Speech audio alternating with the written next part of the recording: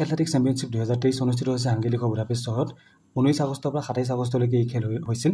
আৰু ইয়াতে জাভলিন থ্ৰোত ভাৰতৰ নীৰজ চোপ্ৰাই সোণৰ পদক পাবলৈ সক্ষম হৈছে যাক আমি গোল্ডেন বয় বুলি কওঁ তো এইবাৰ আকৌ ৱৰ্ল্ড এথলেটিক্স চেম্পিয়নশ্বিপত জাভলিন থ্ৰোত সোণৰ পদক পাবলৈ সক্ষম হৈছে আৰু তেওঁ হৈছে প্ৰথমজন ভাৰতীয় যোনে ৱৰ্ল্ড এথলেটিক্স চেম্পিয়নশ্বিপত সোণৰ পদক পাবলৈ সক্ষম হৈছে ইয়াৰ আগতে ৱৰ্ল্ড এথলেটিক্স চেম্পিয়নশ্বিপত ভাৰতে মাত্ৰ 3টা পদক পাবলৈ সক্ষম হৈছে তাৰে প্ৰথমটো পদক পাইছিলে অঞ্জু ববি জৰ্জে 2023 চনত লং জাম্পত পাইছিলে আৰু বাকি দুটা পদক পাবলৈ সক্ষম হৈছে নীৰজ চোপ্ৰাই 2022 চনতো ৱৰ্ল্ড এথলেটিক্স চেম্পিয়নশ্বিপত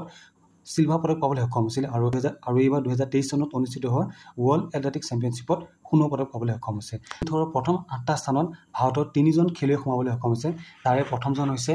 নীৰজ চোপ্ৰা আৰু পঞ্চম স্থানত আছে কিশোৰ জিনা আৰু ষষ্ঠ স্থানত সোমাইছে দীপী মানু আৰু প্ৰথমটো গম পাইছে প্ৰথম কোন হৈছে নীৰজ চোপ্ৰা আৰু দ্বিতীয় স্থান পাবলৈ সক্ষম হৈছে পাকিস্তানৰ আৰশাদ নদীমে অৰ্থাৎ জাভলিন থ্ৰোটো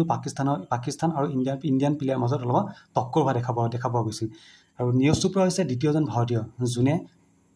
অলিম্পিক পদক জিকাৰ পাছত ৱৰ্ল্ড এথলেটিক্স চেম্পিয়নশ্বিপত পদক পাবলৈ সক্ষম হৈছে প্ৰথমজন হৈছে অভিনৱ বিন্দা যোনে ৱৰ্ল্ড চেম্পিয়নশ্বিপ পদক জিকাৰ পিছত অলিম্পিকত সোণৰ পদক পাবলৈ সক্ষম হৈছিলে